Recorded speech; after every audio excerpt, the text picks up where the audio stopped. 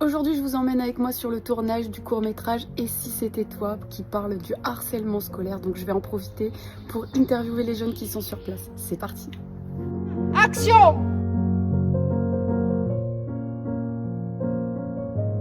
En fait, l'idée, elle vient à la fois de Linda et à la fois sur le fait que moi, c'est vraiment une thématique sur laquelle je voulais travailler.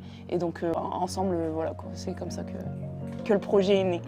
Voilà. Le harcèlement, ça fait partie intégrante des questionnements un peu de tout ce qui est éducation nationale, de l'éducation aussi des parents. Et donc, du coup, nous, au niveau des structures, c'est pareil, c'est quelque chose, une problématique sur laquelle on veut vraiment travailler et sensibiliser.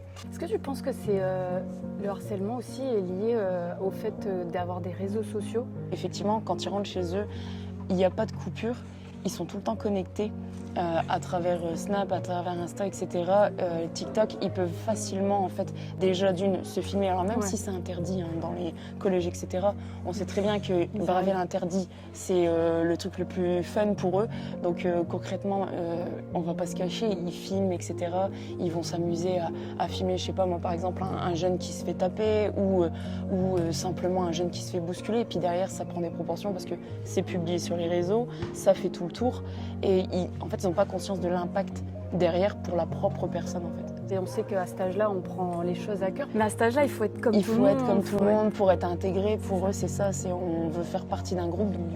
Moi, je trouve le harcèlement, c'est un fléau de notre époque. Et c'est beaucoup. Aujourd'hui, heureusement, on en parle de plus en plus. Et c'est des violences qui sont quotidiennes. Ça peut être des insultes, des violences physiques, le fait de juste même de dire quelque chose de quelqu'un sur des messages. Et après, en fait, il y a l'effet de groupe aussi qui fait qu'une personne, ça va influencer une autre personne de le faire. Et en fait, le fonctionnement, ça fonctionne à 3 personnes, le harcelé, le harceleur et le public. Pour moi, j'ai dû mettre, je pense, 1 ou 2 mois avant d'en parler. Maintenant, c'est réglé. Mais parce que, ouais, on se sent inférieur et qu'on peut pas régler ça tout seul, on se sent faible. De pas pouvoir régler ça tout seul, en fait, d'avoir besoin d'aide. On se sent comme une personne qui est en train de se noyer. On a juste besoin de quelqu'un pour sortir de là, mais ça, on n'ose pas. Parce que selon nous, on sait nager. Pour moi, c'est pas simple d'en parler parce que je trouve que trop de personnes banalisent le harcèlement. Parlez-en à un adulte ou quelqu'un de très bonne confiance. Si vous êtes témoin, surtout, n'hésitez pas à agir et à défendre l'harcelé. Oser en parler, c'est hyper important.